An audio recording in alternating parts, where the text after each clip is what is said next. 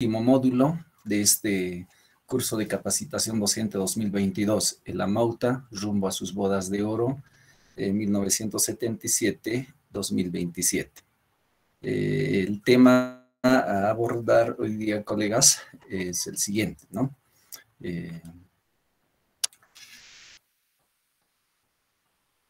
Teorías del aprendizaje y planificación curricular.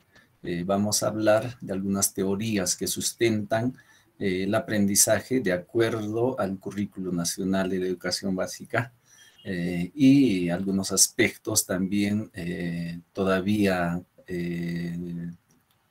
teóricos de planificación curricular, ya que la siguiente sesión vamos a tratar ya un poco más la parte práctica de la planificación curricular, la parte operativa. Esta es la sesión número 16. Hoy día estamos 12 de marzo del 2022. ¿Cuál va a ser el logro de nuestra sesión, maestros? Al finalizar la sesión 16, el participante tendrá manejo teórico de las teorías del aprendizaje que sustentan el enfoque del Currículo Nacional de la Educación Básica, ¿no? Que será base para la planificación curricular. Entonces, indica que para que nosotros planifiquemos, tenemos que tener el conocimiento, ¿no? Sobre los enfoques del currículo, sobre las teorías de aprendizaje, ¿no? Que nuestro Currículo Nacional de la Educación Básica rescata. El producto va a ser un organizador visual sobre las teorías de aprendizaje de Piaget, Ausubel, Brunner y Vygotsky. Permítame un minutito, colegas, están ingresando. Bueno.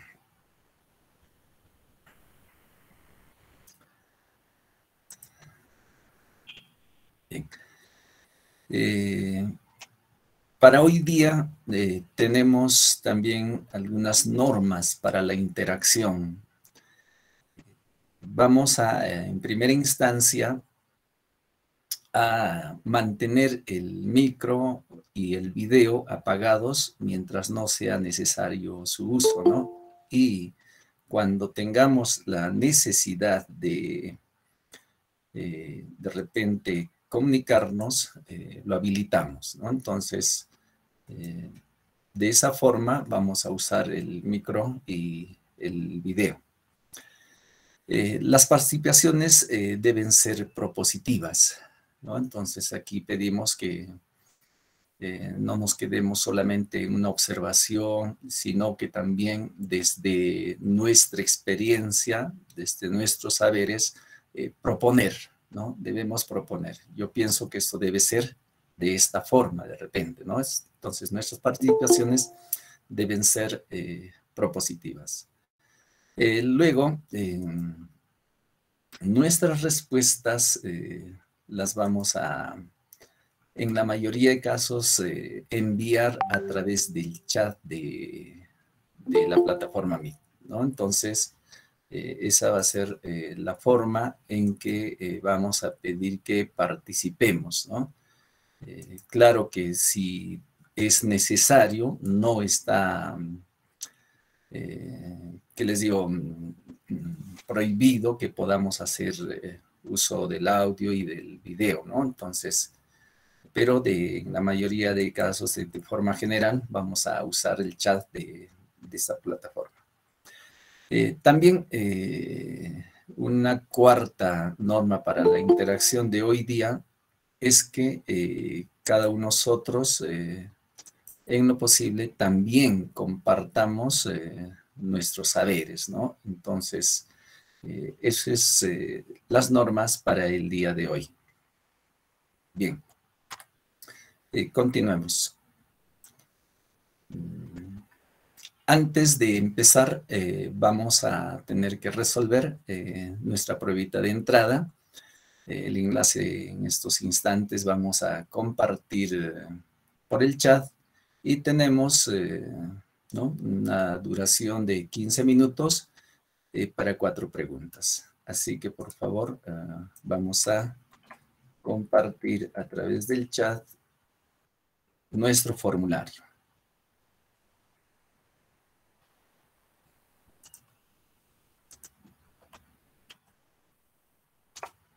Bien, está ya el formulario en el chat, así que por favor empezamos nuestra pruebita.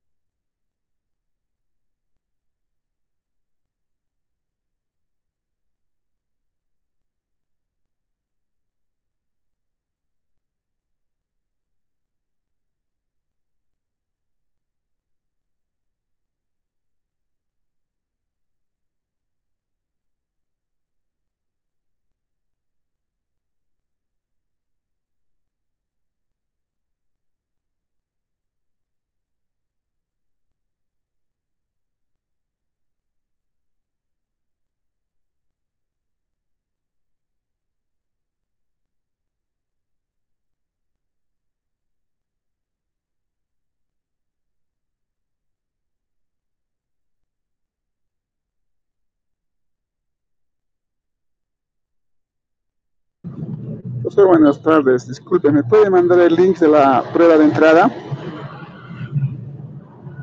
Enseguida, profesor, enseguida. Deme un minutito.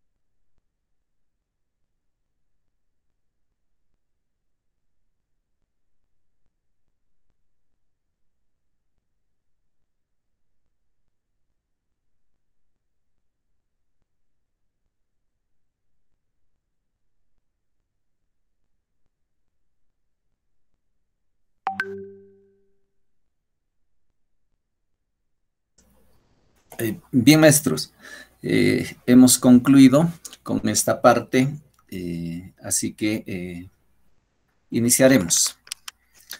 Bien, el tiempo para resolver la prueba se ha cumplido.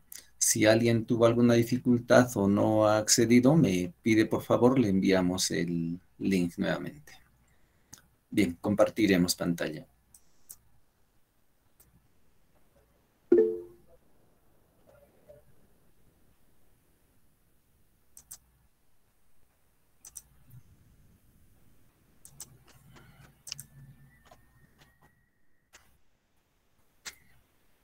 Bien, ya le enviamos, maestro.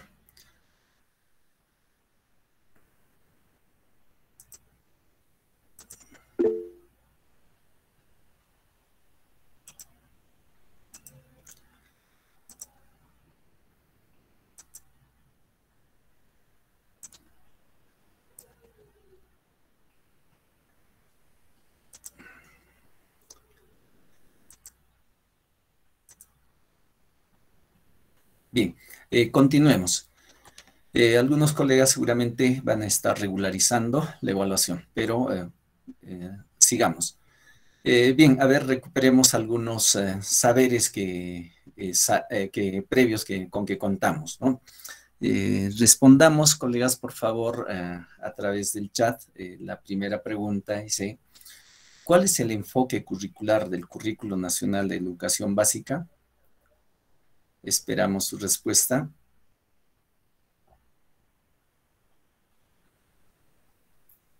Bien.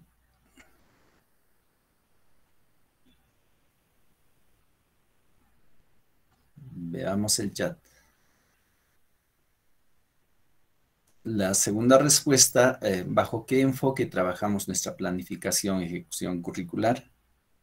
Y la tercera, ¿qué teorías del conocimiento aprendizaje recuerdas?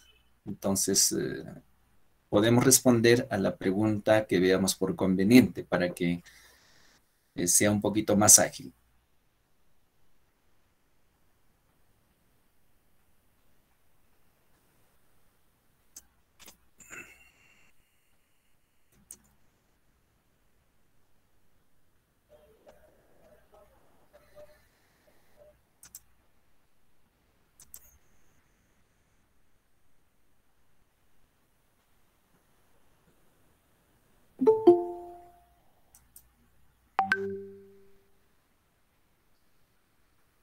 Bien, ya tenemos algunas respuestas, especialmente a la segunda pregunta, ¿no? ¿Bajo qué enfoque trabajamos nuestra planificación y ejecución curricular? Y tenemos unas 3 respuestas que indican que es el enfoque por competencias, ¿no?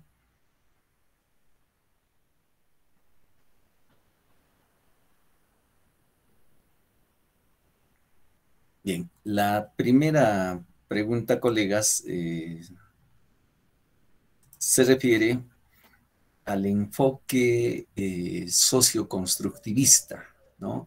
Ese es el enfoque pedagógico del currículo nacional, ¿no? Entonces, eso más o menos hemos trabajado en las primeras sesiones y nada más nos queda recordarlo, ¿no? Bien. La segunda pregunta, ya la han respondido correctamente, es el enfoque por competencias. Y para la tercera pregunta, ¿qué teorías del conocimiento o aprendizaje recordamos? Bueno, la que más recordamos, supongo, es la teoría de la cual estamos en proceso de salir, ¿no? El conductismo. Entonces es una de las teorías también con la que hemos trabajado por bastante tiempo, ¿no?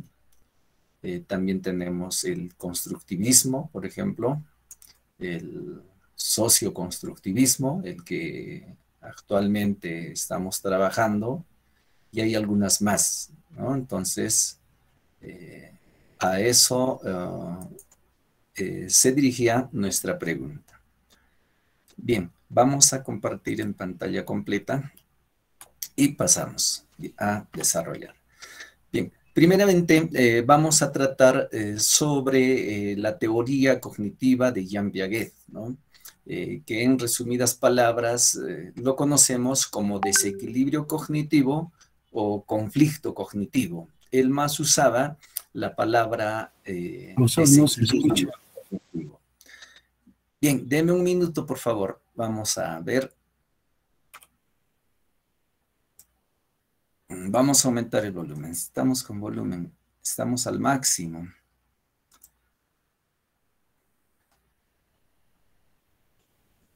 Veamos.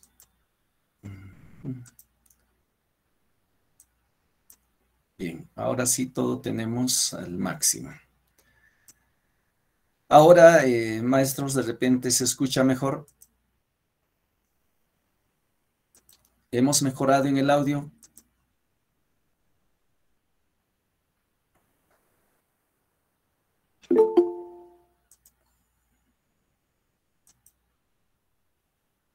Bien, no los escucho, colegas, no tengo un comprendido, por favor.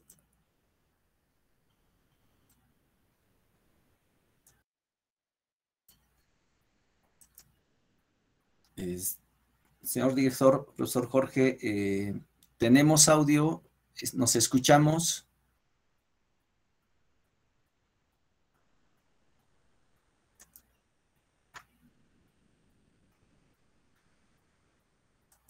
A ver, colegas, un pequeño comprendido. ¿Me están escuchando, por favor?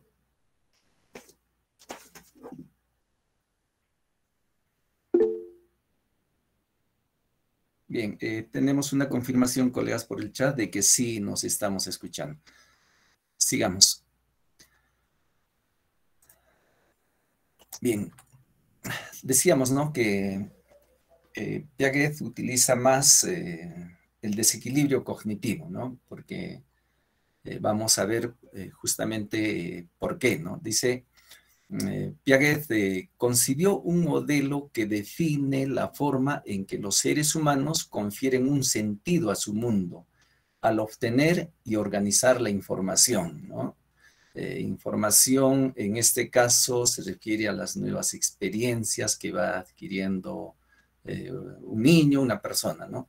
Nos proporciona una explicación del desarrollo del pensamiento de la infancia a la vida adulta.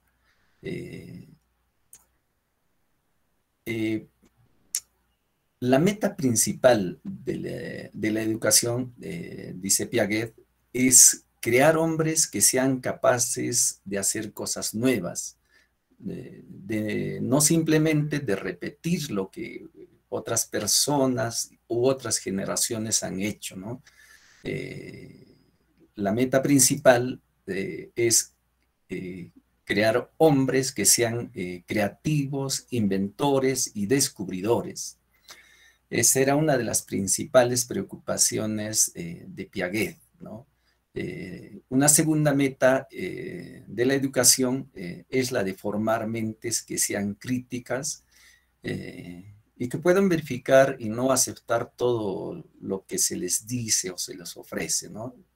Eso es en palabras de Jean Piaget. Y justamente esa preocupación ha hecho de que él se dedique, ¿no?, a tener una teoría, a explicarnos, ¿no?, cómo es el desarrollo del pensamiento, ¿no?, desde la infancia hasta la vida adulta. Según Piaget, los niños utilizan procesos de construcción e invención, ¿no? Es decir, los niños intentan comprender el mundo exterior, sus experiencias y entender lo que sucede, y al hacerlo construyen sus ideas, ¿no? Inventan, ¿no?, ideas y conductas, incluso conductas, ideas que nunca han visto, ¿no? Entonces, ese afán de los niños es ese, ¿no?, de estar construyendo constantemente, de estar inventando constantemente. Una muestra clara podemos ver en que un niño no está quieto, ¿no? Siempre está haciendo algo, incluso un bebé está que mueve las manos incluso.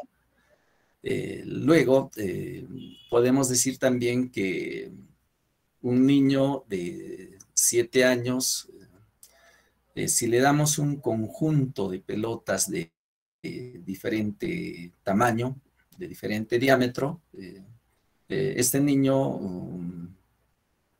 los puede agrupar, ¿no? De acuerdo al tamaño.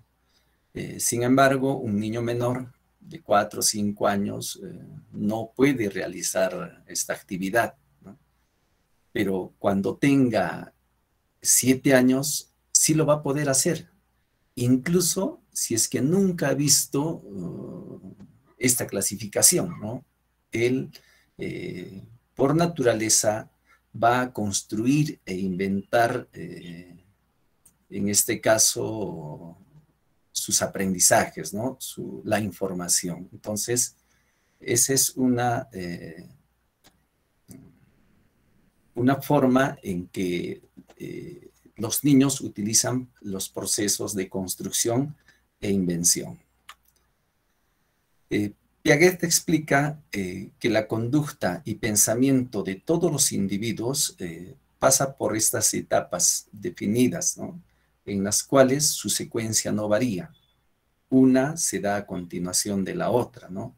Ni se omite ninguna de ellas, pero el momento de presentación de cada etapa varía de una a otra, haciendo que la demarcación por la edad solo sea una aproximación.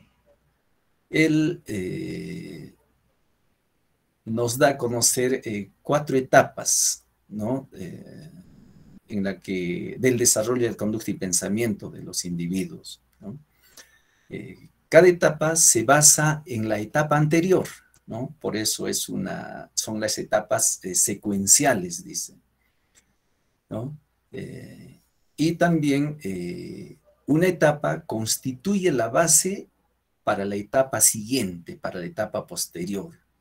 Y cada una de estas tienen muchas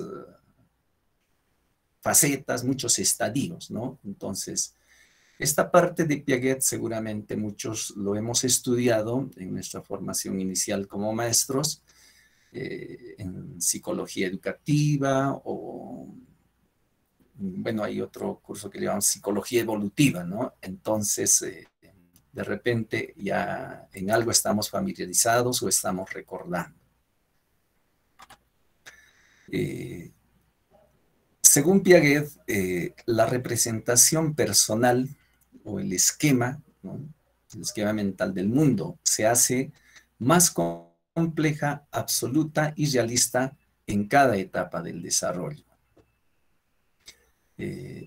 Estas etapas se diferencian lógicamente una de la otra, no solo en cuanto a la cantidad de información que se va adquiriendo, ¿no? Se supone a medida que vamos desarrollando, también vamos acumulando información, ¿no?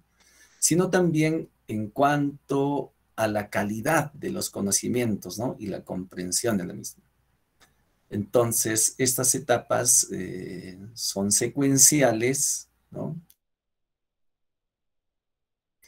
No varía ni se omite ninguna de ellas, dice. Entonces, una a continuación de la otra, ¿no? A medida que transcurre o incrementa, ¿no? Su cantidad de información y la calidad de la misma. También Piaget nos dice que cada vez es más compleja el esquema, ¿no? Que va teniendo los niños, las personas. Piaget nos presenta 4 etapas, ¿no? Primero es la sensorio-motriz, que aproximadamente, él no dice que es exactamente de 0 a 2 años, estas etapas están determinadas por la edad, pero es una aproximación que él da. La siguiente etapa es la preoperacional, de 2 a 7 años aproximadamente, el de las operaciones concretas, de 7 a 11 años, ¿no? Y la de las operaciones formales de 11 a 15 años. En el nivel secundaria, un poquito debemos adentrarnos en esta última etapa, ¿no? Bien. Aquí, en este nivel, las operaciones formales siguen dándose, ¿no? Las operaciones y habilidades dominadas en las etapas anteriores. No porque ya un niño está en esta etapa de operaciones formales, dejó de usar las características de las operaciones concretas, la preoperacional, la sensorio-motriz. Sigue usando, pero en este caso la que predomina más son las operaciones formales, ¿no? La que de repente la utiliza más en esta etapa, ¿no? De desarrollo. También el pensamiento formal dice que es reversible, ¿no? Es interno y está organizado en un sistema de elementos interdependientes, ¿no? Aquí tiene un mayor desarrollo. También nos dice que más o menos se da entre los 11 a 15 años a más, ¿no? Hasta la vida adulta. Bien, continuamos. Piaget nos plantea 3 principios del aprendizaje, ¿no? El primer principio es el principio de organización, ¿no?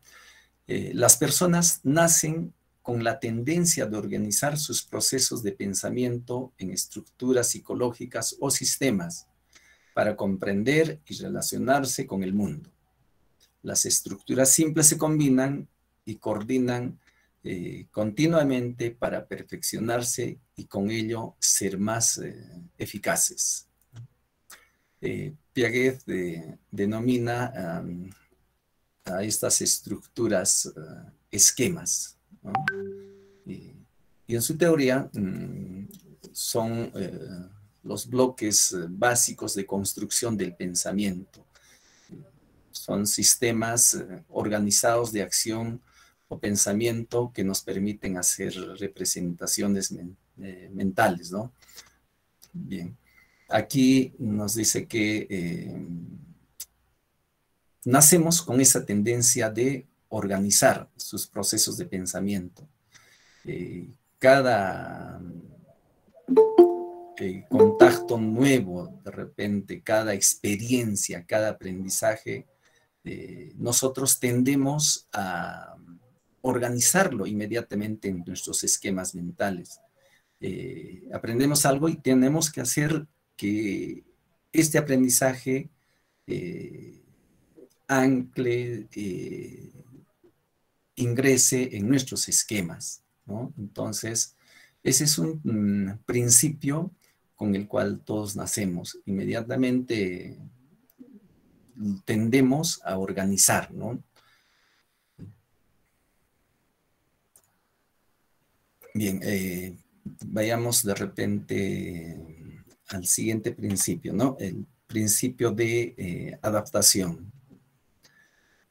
Además de la tendencia primera de organizar sus estructuras psicológicas, la gente también suele, por herencia, adaptarse a su ambiente, ¿no?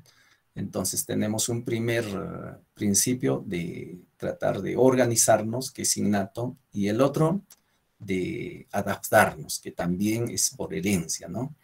En la adaptación, Piaget hace un distingo en dos. Veamos, colegas, perdón, vamos a ver, vamos a aceptar, parece que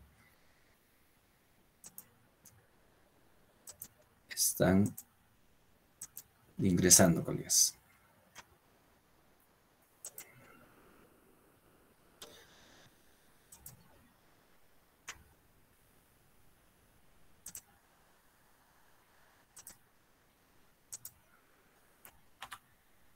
Bien. Estamos, colegas, en el segundo principio, ¿no? De adaptación. Bien, se dan a través de la asimilación y la acomodación, ¿no? Entonces, siempre tendemos a organizar en nuestras estructuras psicológicas, ¿no? Nuestros aprendizajes, nuestras nuevas experiencias. Y esta adaptación se da a través de la asimilación, ¿no? Primeramente, ¿no? En el proceso, la asimilación es el proceso por el cual cada nuevo dato de la experiencia se incorpora a esquemas mentales que no existen en el niño. Es decir, el niño aplica ideas y hábitos antiguos a objetos nuevos. En este caso, cuando tenemos una nueva experiencia, entonces tendemos a asimilarla, a incorporarla en nuestros esquemas mentales, ¿no? Ahora, no siempre tenemos que esta experiencia tenga que ser acomodada inmediatamente, ¿no? Entonces, para asimilarlo, también necesitamos de la acomodación, ¿no? Que es el proceso de transformaciones de los propios esquemas en función de los cambios del medio. Los nuevos datos de la experiencia, la nueva información, se incorporan en los esquemas, lo modifican, adaptándolos a los nuevos aspectos de la realidad. Este principio de adaptación, cuyos procesos son la asimilación y la acomodación, estos se dan no por separado, ¿no? Se dan simultáneamente, se dan coordinadamente. A medida que vamos asimilando, también vamos acomodando, ¿no? Entonces, estos son procesos complementarios, ¿no? Bien, entonces pasamos al siguiente principio de equilibración. De acuerdo con Piaget, la organización, la asimilación y la acomodación pueden verse como una especie de acto complejo. En este caso, los cambios del pensamiento tienen lugar mediante el proceso de equilibrio, ¿no? Y esto lo vamos a ver un poquito mejor en el siguiente esquema. Todas las personas tendemos a estar en equilibrio, ¿no? Y si no lo estamos, tendemos a buscar ese equilibrio. Si no, estaríamos en constante preocupación, ¿no? Entonces, esa es una de las tendencias, ¿no? De buscar nuestro equilibrio. Esto en cuanto a los aprendizajes, ¿no? Y teniendo en cuenta nuestros esquemas preexistentes, ¿no? Ahí es donde se va a acomodar la nueva información. Ahora, ¿qué pasa cuando las nuevas experiencias encajan con nuestros esquemas, ¿no? Ahí mismo nos respondemos, mantenemos el equilibrio. Entonces, si nosotros aprendemos algo, tenemos una experiencia nueva y esto se encaja en nuestros esquemas, entonces el equilibrio continúa, ¿no? Estamos en equilibrio. Pero, ¿qué pasa cuando la nueva experiencia o las nuevas experiencias chocan con nuestros esquemas y no pueden acomodarse, ¿no? Entonces se produce un desequilibrio o conflicto cognitivo. Y cuando esto ocurre, inmediatamente tendemos a querer estar en equilibrio. Para eso hay dos procesos, ¿no? Inmediatamente organizamos esta nueva información.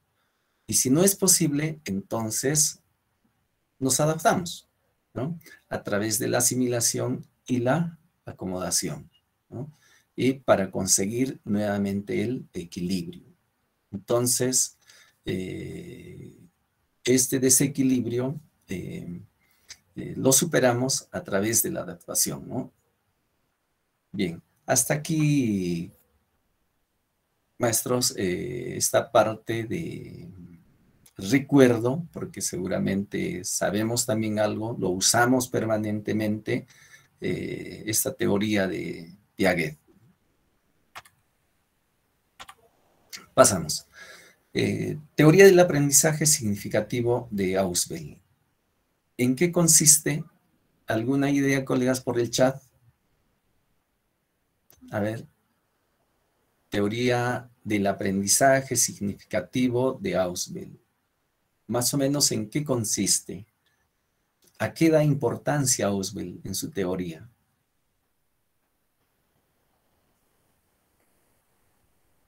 Veamos. Tenemos...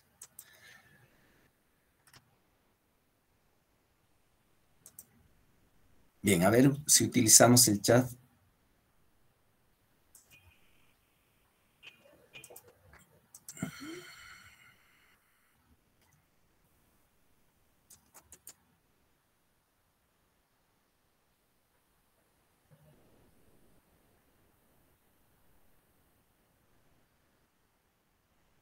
Bien, continuemos.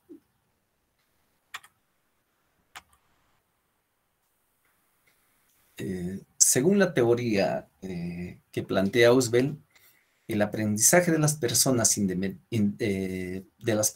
independientemente de su edad, dependen de su estructura cognitiva previa, que se vincula con la nueva información, siendo las estructuras cognitivas las representaciones mentales, conjunto de idea y conceptos, que construye la persona sobre una parte de la realidad.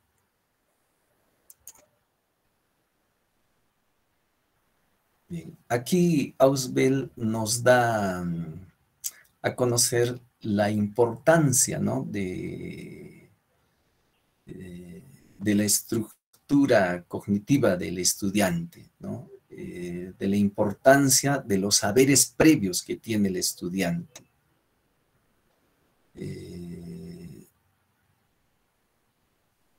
Debemos saber cuáles son los conceptos y proposiciones que domina el estudiante, ya que esto nos permitirá una mejor orientación de nuestra tarea, ¿no?, la tarea educativa.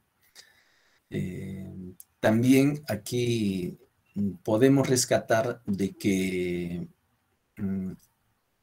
antes, para nosotros, los estudiantes partían de cero, ¿no?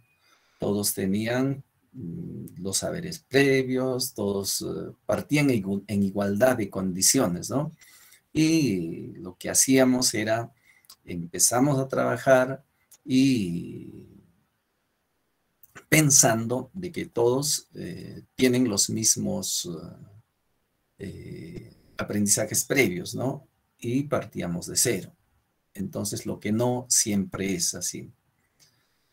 Los conocimientos previos afectan al aprendizaje de los aprendizajes nuevos, ¿no? Entonces, aquí justamente dice Piaget que depende de su estructura cognitiva previa, ¿no?, que se vincula con la nueva información. Entonces, ¿cómo nosotros aprendemos, ¿no? ¿Cómo logramos un aprendizaje? Lo basamos con nuestros aprendizajes previos, ya que estos van a afectar, ¿no?, al nuevo aprendizaje, ¿no?, a los nuevos conceptos que vayamos a adquirir. Por lo tanto, deberíamos aprovechar todo aquello que trae el estudiante, ¿no?, como saber previo, ¿no? Y esto va a beneficiar el aprendizaje significativo del estudiante.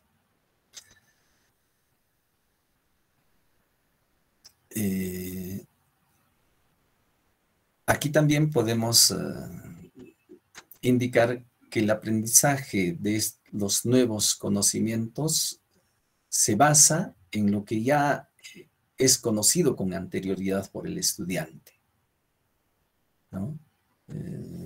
la construcción del conocimiento comienza con nuestra observación y registro de acontecimientos y objetos a través de conceptos que ya tenemos, ¿no? Esos son nuestros aprendizajes previos. Es importante que para aprender todo lo que traemos, como son nuestros saberes previos, que van a dar el soporte, ¿no?, a los nuevos aprendizajes. Entonces, yo me quedo con esta última parte que los aprendizajes previos dan soporte a los nuevos aprendizajes que vayamos adquiriendo. Ausubel dijo, si tuviese que reducir toda la psicología educativa a un solo principio, enunciaría este: el factor más importante que influye en el aprendizaje es lo que el alumno ya sabe. Averigüe esto y enséñele consecuentemente, ¿no? Es una cita de lo que Ausubel dijo, ¿no? Entonces aquí claramente resalta la importancia de que nosotros como maestros debemos darle a los saberes previos que tienen nuestros estudiantes. Y a partir de ellos debemos enseñar, como dice, ¿no? Bueno, en este caso, enseñanza entendida como desarrollo de competencias o como enseñanza-aprendizaje, ¿no?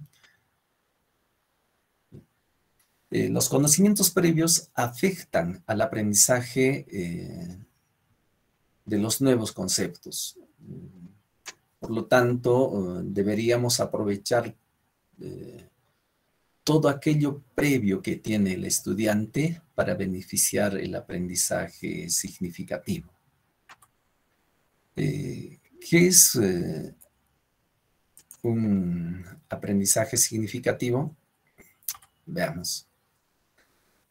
Las personas aprendemos de manera significativa cuando se genera un vínculo de unión entre el conocimiento previo y la nueva información que estamos aprendiendo, ¿no?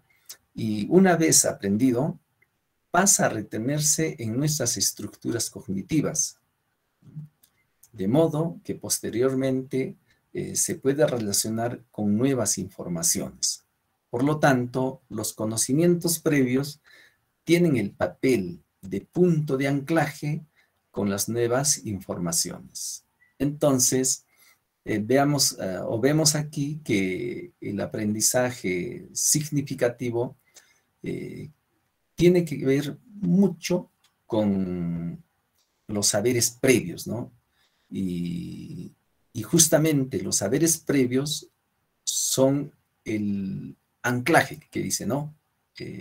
Van a servir de soporte a las nuevas informaciones, ¿no? Entonces, aquí notamos cuán importante es conocer, saber qué traen nuestros estudiantes, ¿no?, como saberes previos. Bien, aquí existen diferentes tipos de estrategias de aprendizaje, pero nos vamos a centrar en la estrategia de aprendizaje significativo, ¿no?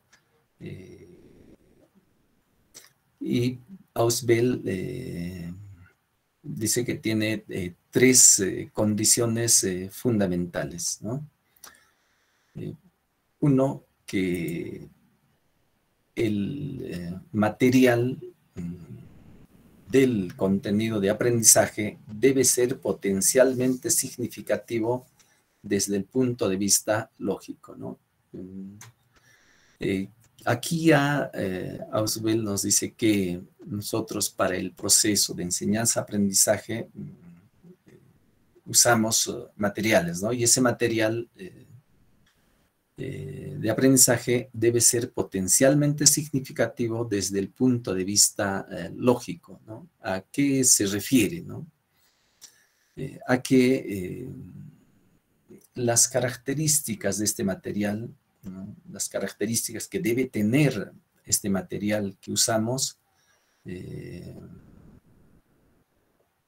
debe ser de forma bien estructurada, ¿no? Ordenada y que tenga cohesión, sentido, ¿no? Entonces, de esa forma va a ser significativo desde el punto de vista lógico, ¿no? Entonces, no es coger un material así y proponérselo al estudiante, sino que la naturaleza de este material, ¿no? Que sus características tengan que ser estas, ¿no? Que sea bien ordenada, bien cohesionada, estructurada, ¿no? Entonces, a eso se refiere en este caso. También nos dice que el contenido de aprendizaje debe ser potencialmente significativo desde el punto de vista psicológico, ¿no? Aquí se debe tener muy en cuenta, ¿no? Los conocimientos previos, los conocimientos preexistentes, no solamente a nivel de macrogrupo, de grupo aula, sino a nivel individual. Debemos saber los conocimientos previos de cada uno de nuestros estudiantes, ¿no? Entonces va a ser significativo desde el punto de vista psicológico. Entonces, para plantearnos el material también debe ser considerando los saberes previos. Los alumnos deben mostrar una predisposición favorable a aprender significativamente. Bueno, solo Auswell dice, ¿no?, que solamente podremos lograr un aprendizaje significativo si se relaciona este aprendizaje de manera sustantiva, dice, ¿no? Usa esa palabra sustantiva, que hace referencia a la manera espontánea, ¿no? Y no arbitraria, haciendo referencia a la memorística, ¿no? Entre lo que ya conoce, ¿no? Y lo que va a conocer, ¿no? Entonces, aquí esa predisposición está dado por eso, ¿no? Porque tiene que haber esa relación, ¿no? Debido a que el aprendizaje significativo implica un conocimiento, reconocimiento de los vínculos entre conceptos, ¿no? Este aprendizaje va a ser transferido a la memoria a largo plazo, ¿no? Y el elemento crucial en el aprendizaje significativo es cómo lo que aprendemos, la nueva información, se integra en la estructura de conocimiento a largo plazo, ¿no? Entonces, a eso debemos propender. Bien, de acuerdo con ello, ¿no? Con esto, Auswell considera que el conocimiento está organizado jerárquicamente, que hay nueva información significativa en la medida en que puede estar relacionada con lo que ya se conoce. Nuevamente aquí hace o resalta de que para el aprendizaje y para el aprendizaje significativo, lo que determina es lo que el estudiante o la persona ya conoce, o sea, los saberes previos, ¿no?, con los que cuenta el estudiante. Bien, de manera de resumen, tenemos aquí de qué manera logramos un aprendizaje significativo, ¿no? Todos tenemos nuestros conocimientos previos, nuestras experiencias vividas, ¿no? Y una primera forma de aprendizaje, dice, no le encuentra sentido el estudiante. Por lo tanto, no se logra un aprendizaje de manera significativa. Entonces, el aprendizaje tiene que tener un significado para el estudiante, ¿no? Le tiene que significar algo. En el segundo caso, el aprendizaje tipo 2, los estudiantes, las personas, sí le encuentran un sentido, ¿no? Significa algo para ellos, ¿no? Tiene sentido. Entonces, se logra el aprendizaje y de manera significativa. Bien. Una tercera teoría es la teoría del aprendizaje por descubrimiento, que lo plantea Brunner. Tenemos una pequeña pregunta: ¿en qué consiste? Entonces, en un minuto, cada uno de nosotros hagamos ¿qué les digo?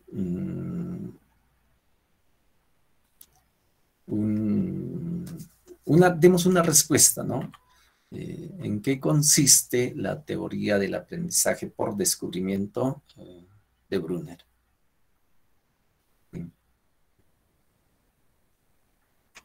Cada uno nos hemos respondido, ¿no? Veamos. Brunner adopta un punto de vista diferente a Piaget y cree que un niño, sin importar su edad, es capaz de comprender información compleja. Brunner explicó que esto era posible a través del concepto del currículum en espiral, ¿no? Entonces,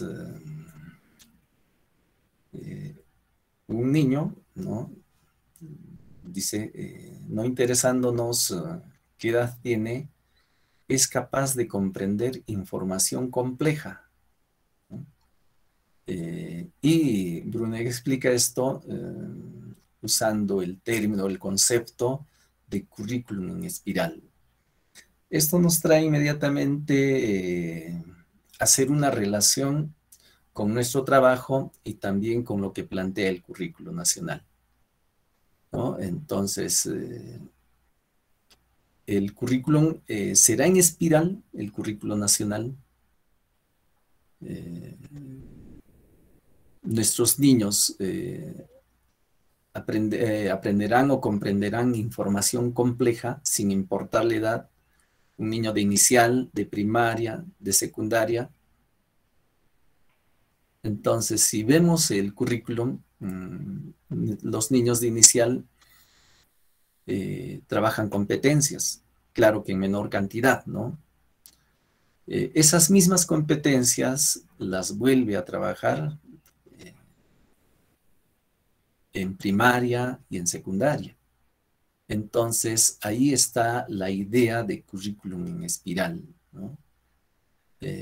Además, los niños de cualquier edad pueden comprender una información compleja, lógicamente de acuerdo, ¿no?, a su nivel de desarrollo y a la edad que tiene, ¿no?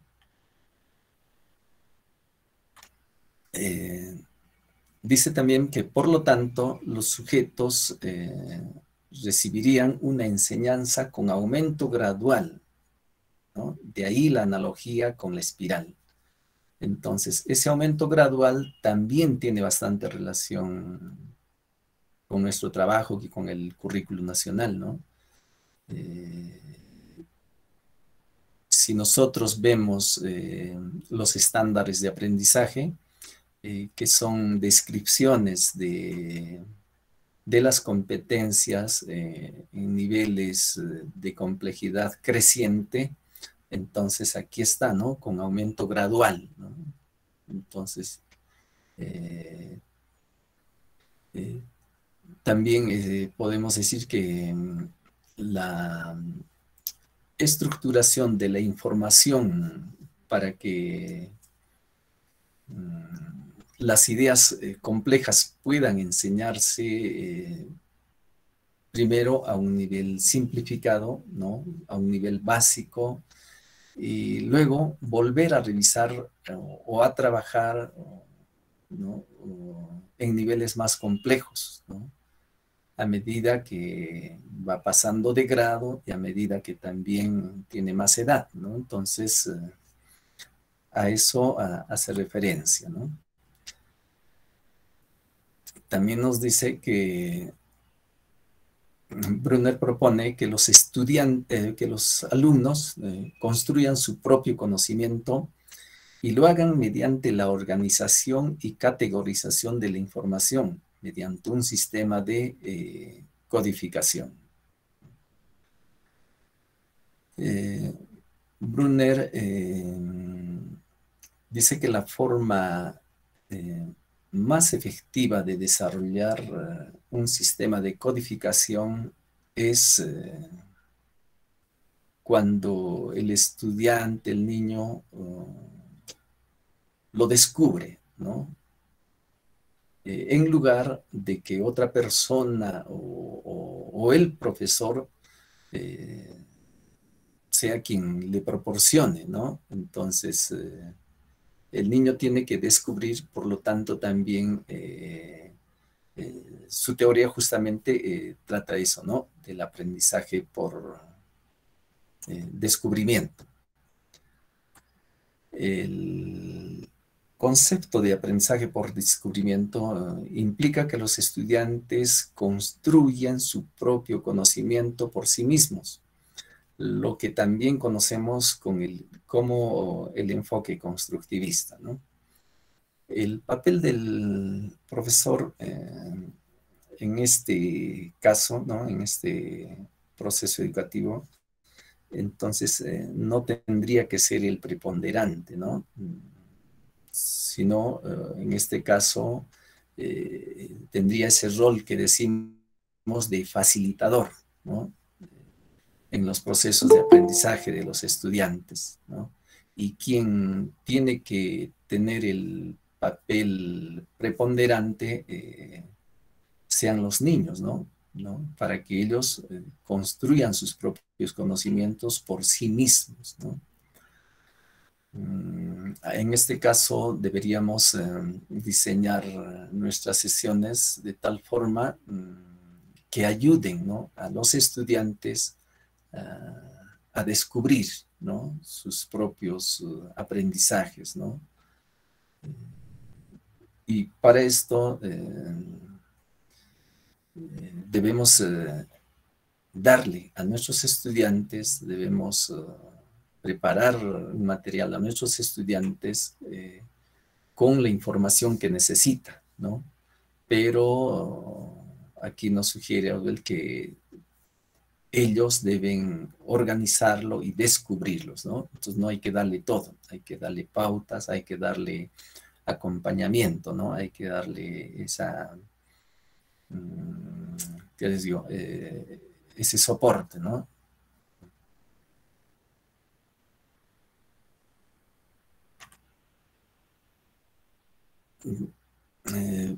Brunner nos propone 3 modos de representación, ¿no? Que son la forma en la cual la información o el conocimiento se almacena y codifica en la memoria, ¿no? Entonces, para aprender tenemos 3 modos de representación. Una primera es la representación en activa, dice, ¿no? pareciera leer en activa, que significa que no es activa, porque activa ¿no? nos indica acción, ¿no? En activa debemos entenderla más bien de esa forma, ¿no? En acción, ¿no? Consiste en representar cosas mediante la reacción inmediata de la persona, ¿no? Este tipo de representación ocurre marcadamente en los primeros años de la persona, ¿no?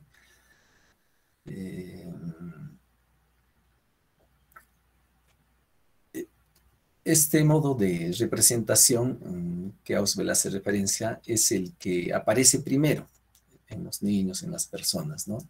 Y va a implicar codificar información basada en acciones, ¿no? Por eso es en activa, ¿no? Entonces, va a ser a través de la acción, ¿no? Y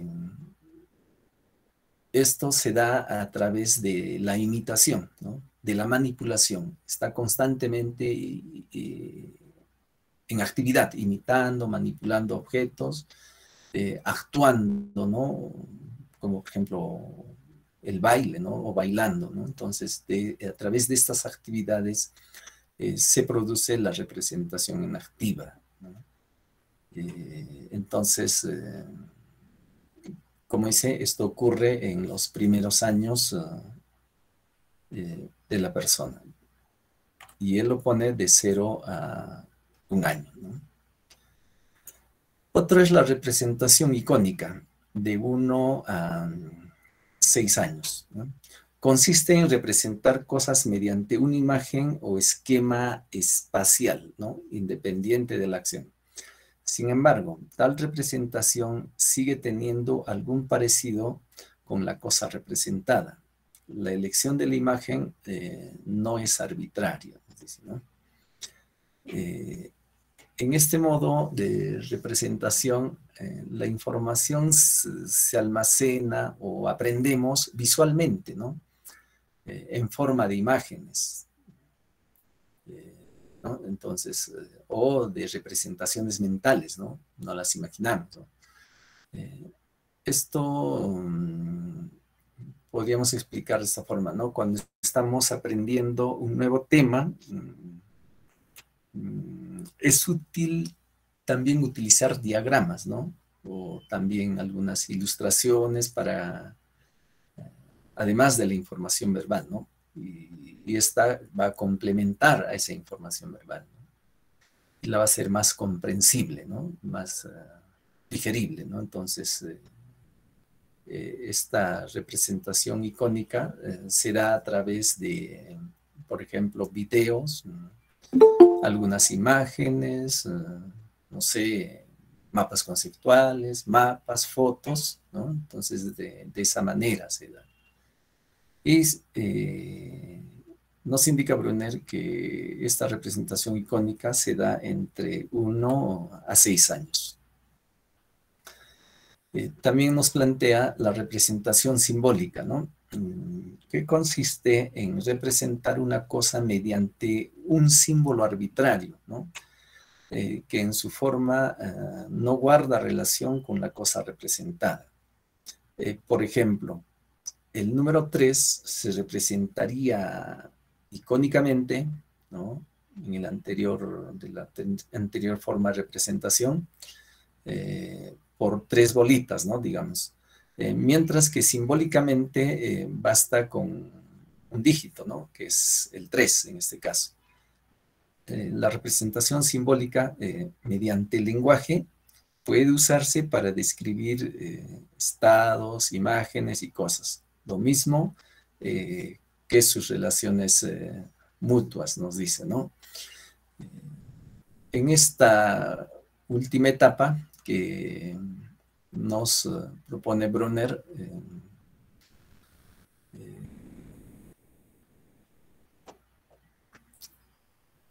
en esta etapa de la representación en ser desarrollada, ¿no? Esta es una tercera etapa en la que desarrollamos. La información se almacena en forma como dice ahí, de códigos, ¿no? De símbolos, como por ejemplo el 3 que hemos dicho, ¿no? Y cuando dice códigos, símbolos, hace referencia también al idioma, ¿no? Esta es la forma de representación más adaptable, ya que las acciones y las imágenes tienen una relación fija, ¿no? Bien, en cambio, si utilizamos símbolos como el lenguaje escrito o hablado, es mejor, ¿no? Bien, permítame, parece que está ingresando algún colega. Sí. Bien.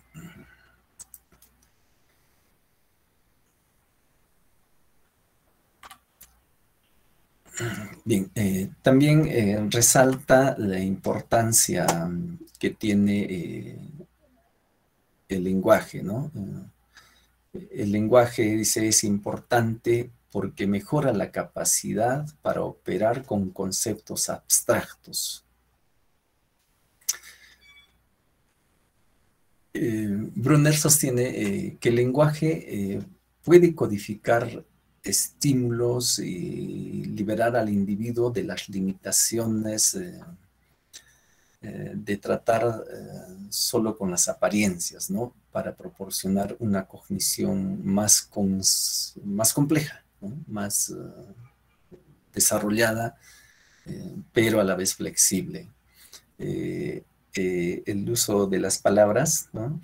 Del lenguaje posibilita también el desarrollo de los conceptos, ¿no? Y bueno, supera las limitaciones de la representación inactiva y icónica, ¿no?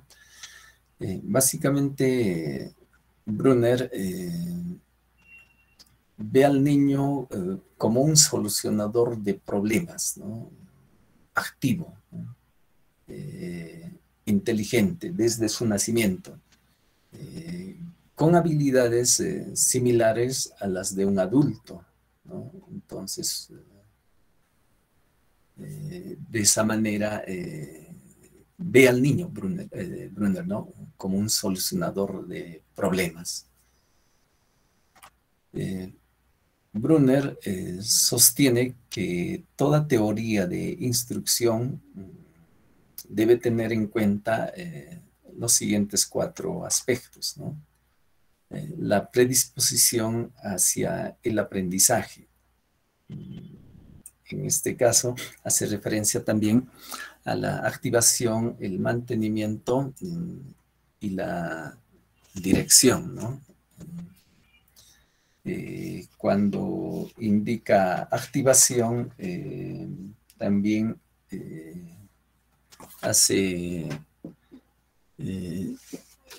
nos indica cómo motivar al estudiante, ¿no? La acción o debemos activar la motivación en nuestros estudiantes a aprender, ¿no?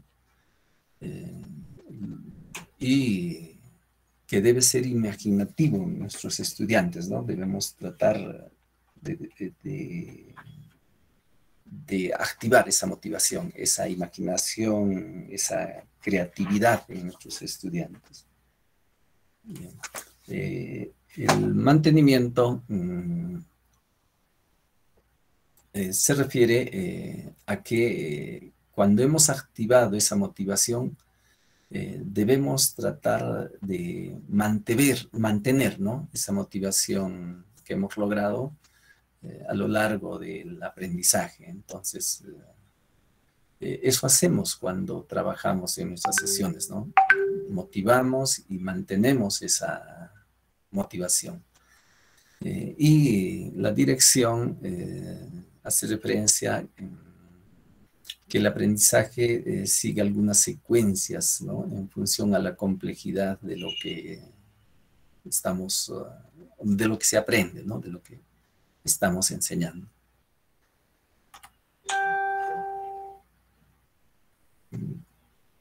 El modo en que un conjunto, ¿no? El modo en que un conjunto de conocimientos puede estructurarse de modo que sea interiorizado lo mejor posible por el estudiante, ¿no? Aquí hace referencia a la representación inactiva, icónica y simbólica, ¿no? Bien, pasamos. Un tercer aspecto que Brunner indica es las secuencias más efectivas para presentar un material para guiar al estudiante hacia el logro de objetivos, ¿no? Entonces tenemos que tener una secuencia, ¿no? Para nuestro trabajo, ¿no? Y la naturaleza y ritmo de las recompensas para ir avanzando. Aquí Brunner hace una diferencia, ¿no? Entre las recompensas externas al estudiante y las internas. Bien, y cuando hice en el 3 que guiar al estudiante hacia el logro del objetivo, el objetivo se refiere a la capacidad para resolver problemas, ¿no? Y esa es la meta principal. Bien, esta parte de Brunner la vamos a resumir o capitalizar en algunos principios de esta teoría y que seguramente son algo que ya sabemos, ¿no? O que de repente vamos a recordar. Que el aprendiz o estudiante como protagonista de sus aprendizajes. Aquí el estudiante debe ser quien sea el que realice las acciones, ¿no? Las actividades para aprender, que tenga un rol protagónico, ¿no? Y el profesor tendría que tener ya no ese rol, sino un rol de acompañante, ¿no? De dar lo que Brunner decía, el andamiaje, ¿no? El conocimiento real y más importante, los aprendes por ti mismo, ¿no? Entonces, cuando uno aprende por sí mismo, ese conocimiento es real y es más importante, ¿no? Es más significativo. 3, el significado debe ser el producto del descubrimiento creativo y no de la verbalización. Cuando de repente nos hacen una pregunta, nosotros generalmente, ¿qué hacemos, no? Buscamos un concepto y lo verbalizamos, ¿no? Y no debe ser así, sino el significado debe ser producto de nuestro descubrimiento, ¿no? Creativo, ¿no? Entonces, lo que en algunas sesiones decían, ¿no? Desde nuestros aprendizajes, ¿no? Entonces, a eso se refiere, no a la verbalización del concepto en sí. 4, el descubrimiento es de forma natural y más eficaz de transmitir el conocimiento. Perdón, el descubrimiento es la forma natural y más eficaz de transmitir el conocimiento. Entonces, aquí está bastante claro que logramos un aprendizaje significativo cuando nosotros mismos lo descubrimos.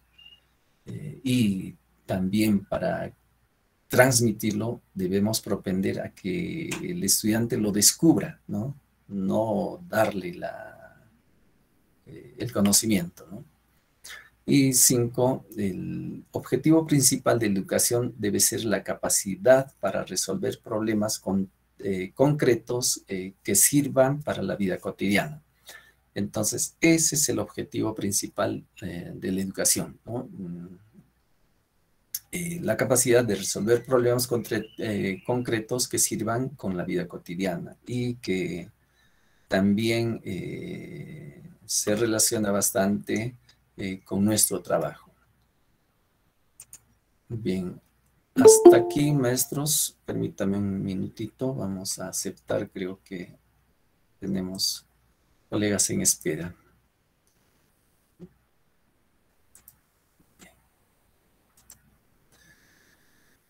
Bien,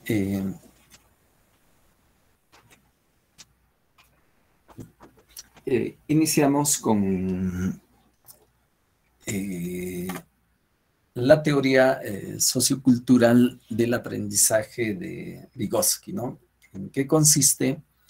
Entonces, en un minuto, cada uno de nosotros también contestémonos, ¿no? ¿En qué consiste la teoría sociocultural del aprendizaje planteado por Vygotsky? Tenemos un minutito. Mientras aceptaremos a...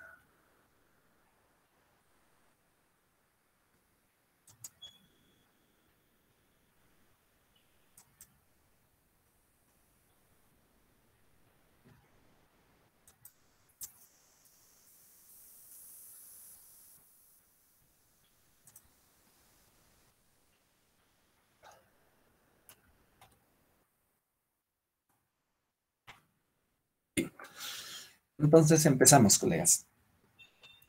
La teoría sociocultural planteada por Vygotsky, ¿no? Ya nos contestamos y veamos.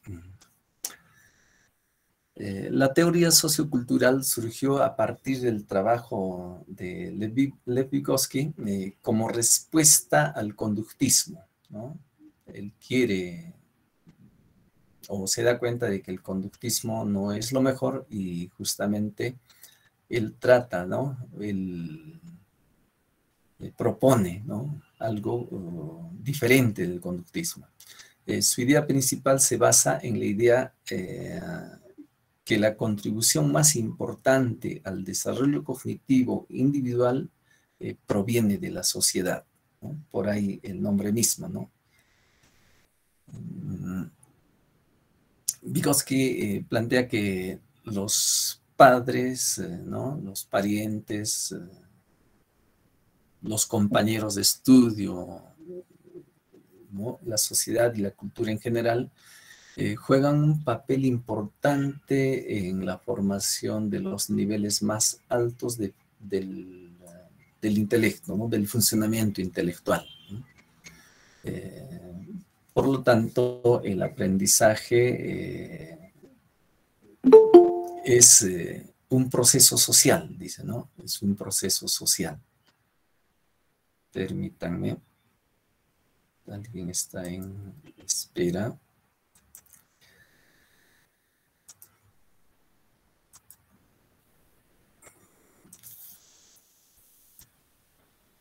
Bien. Cada función en el desarrollo cultural del niño aparece dos veces, dice, ¿no? Primero en el nivel social y luego en el individual. Primero en medio de otras personas, lo que es la interpsicológica, y luego dentro del niño, la intrapsicológica, ¿no?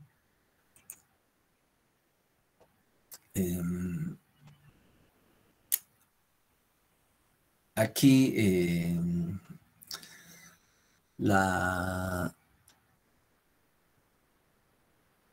dice que todas las funciones superiores se originan como relaciones sociales entre individuos, ¿no?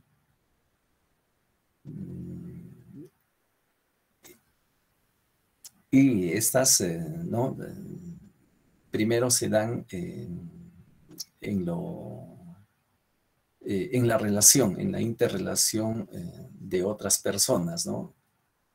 Por eso le llama lo interpsicológico, y luego a nivel individual, ¿no? Lo que le llama lo intrapsicológico. La teoría sociocultural se centra no solo en cómo los adultos y los compañeros influyen en el aprendizaje individual, sino también en cómo las creencias y actitudes culturales influyen en cómo se desarrolla la enseñanza y el aprendizaje.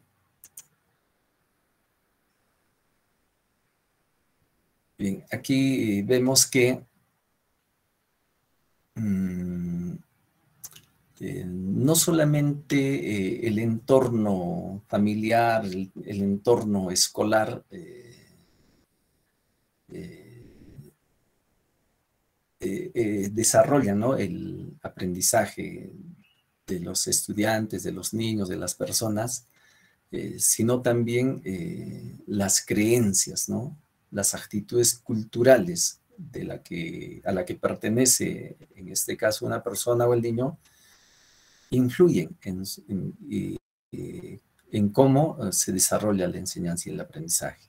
Entonces, los niños o las personas no se deshacen de sus creencias, de sus actitudes, de su cultura en el desarrollo de la enseñanza y aprendizaje, ¿no? También nos dice que los neonatos, ¿no?, poseen limitaciones biológicas que son naturales, ¿no?, en sus mentes. Sin embargo, cada cultura es capaz de proporcionar lo que él llama las herramientas de adaptación intelectual, ¿no?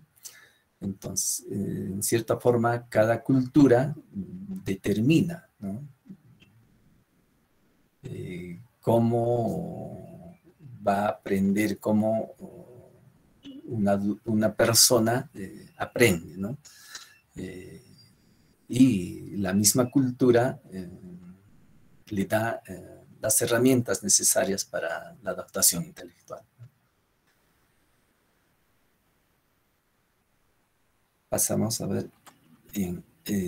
La instrucción únicamente es válida cuando precede al desarrollo, ¿no? Entonces, lo que en una sesión anterior se decía, ¿no? El aprendizaje o el desarrollo, ¿quién va primero, no? Entonces aquí dice el aprendizaje o la instrucción únicamente es válida cuando precede al desarrollo. Esa partecita se ha trabajado bastante, bueno, en una de las sesiones del módulo 3, si no me equivoco. Bien, aquí vamos a ver algunos aspectos sobre la teoría de Vygotsky. Dice, los factores culturales del desarrollo cognitivo. Vygotsky pone bastante énfasis en la cultura, ¿no?, y cómo nuestra cultura afecta el desarrollo cognitivo, ¿no? Nuestra cultura va a determinar el desarrollo cognitivo. Entonces, el desarrollo cognitivo varía según la cultura, ¿no? Y eso lo podemos ver a través del siguiente ejemplo, ¿no? Entonces, si no, la cultura, hablemos de la cultura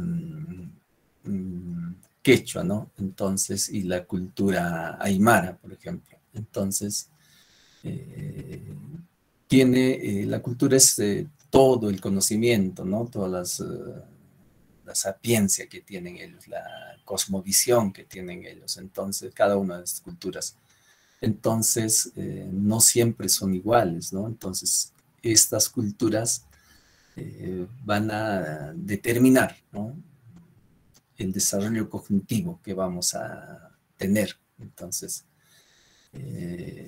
supongamos una cultura, ya haciendo un extremo, una comparación un tantito extrema, una cultura de la selva, las que de repente no tienen una escritura, ¿no?, va a determinar el desarrollo cognitivo de acuerdo a esa cultura. En cambio,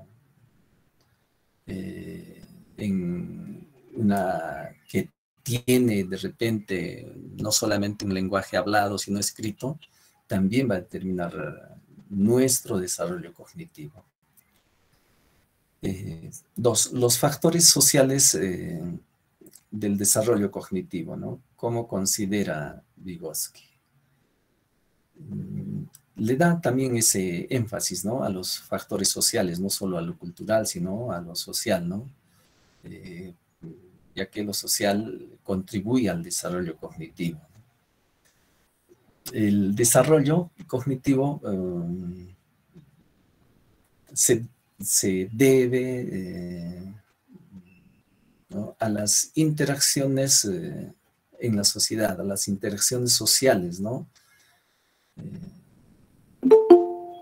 Que cada uno de nosotros experimentamos, ¿no? Entonces, a eso más o menos tenemos que los factores sociales del desarrollo cognitivo.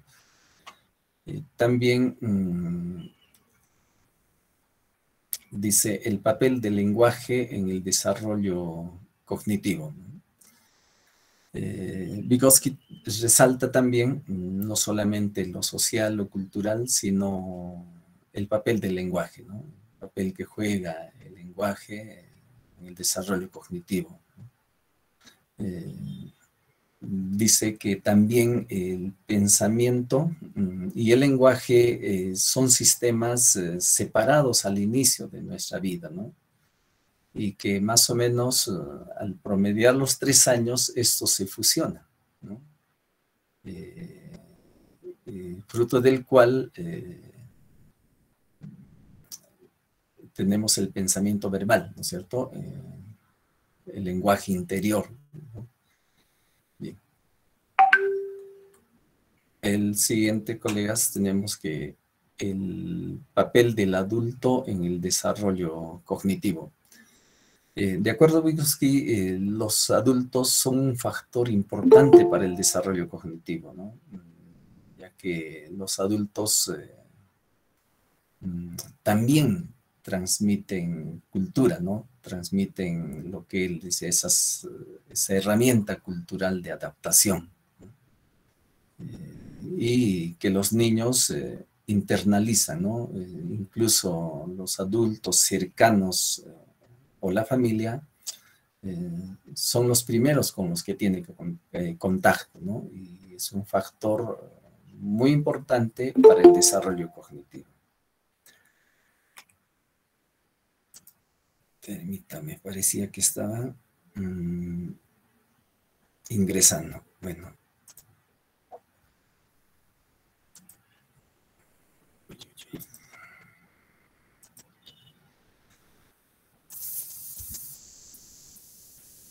Bien.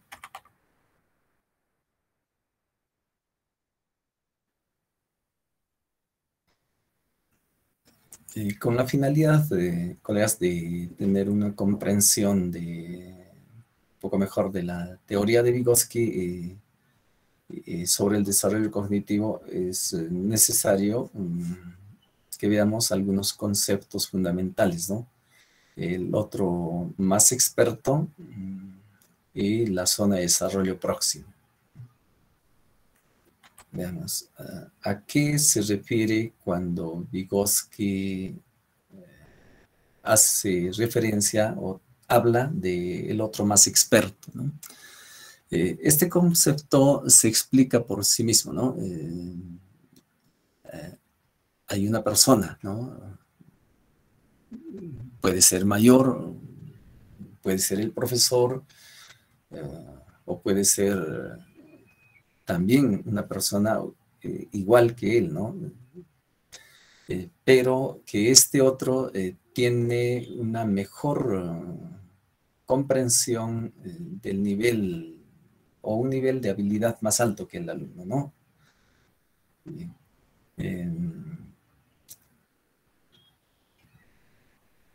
Este otro experto, que puede ser el maestro, decíamos, o un adulto mayor,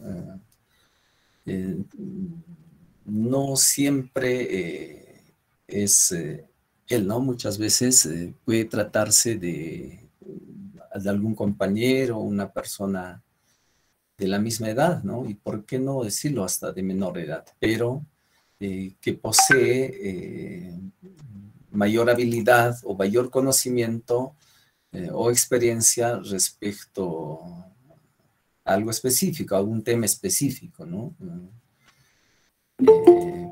Dan, por ejemplo, ¿quién sería el otro más experto si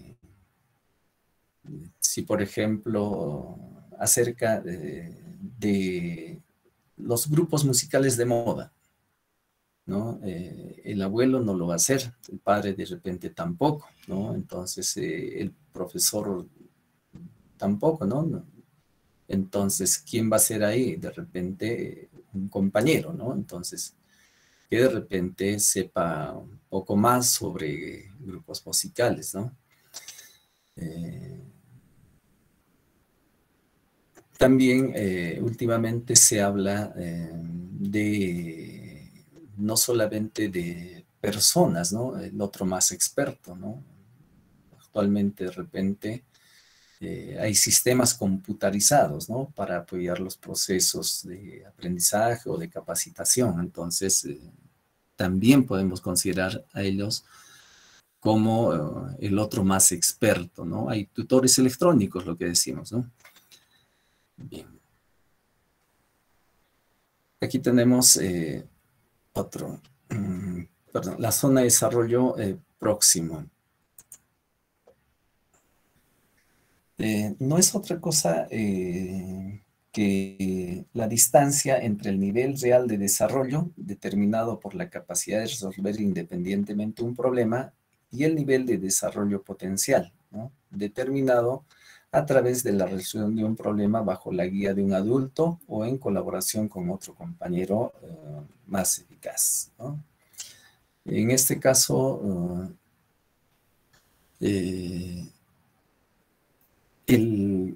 podemos decir que el otro más experto trae a colación o está relacionado con este otro principio, ¿no? La zona de desarrollo próximo, o lo que Vygotsky llamaba proximal, ¿no?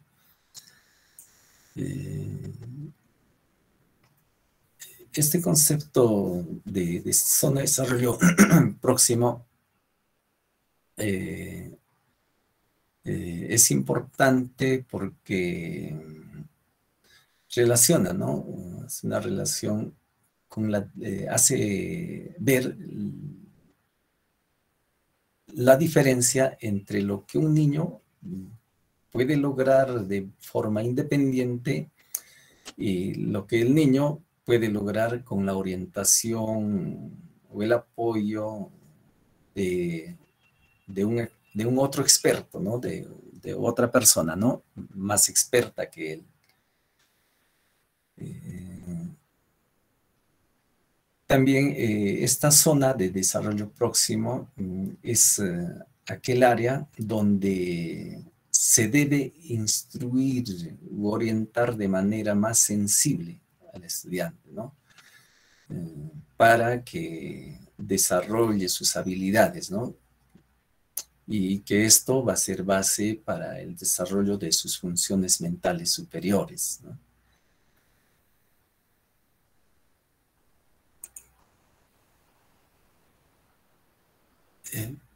Bien, veamos.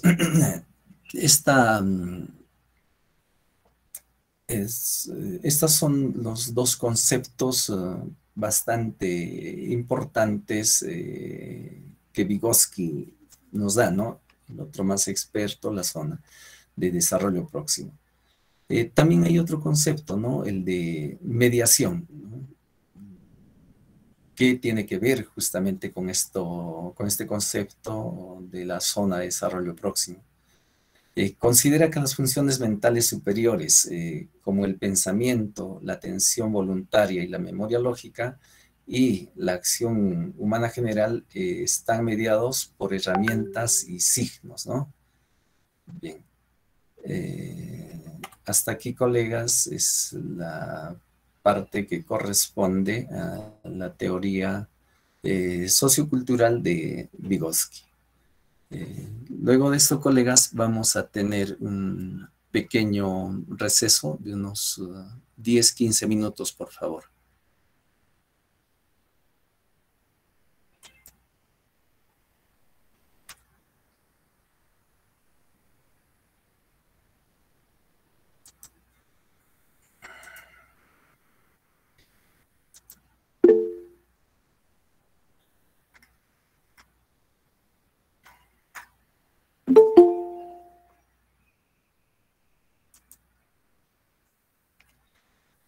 Bien, entonces nos vemos, colegas, dentro de unos 10 a 15 minutos.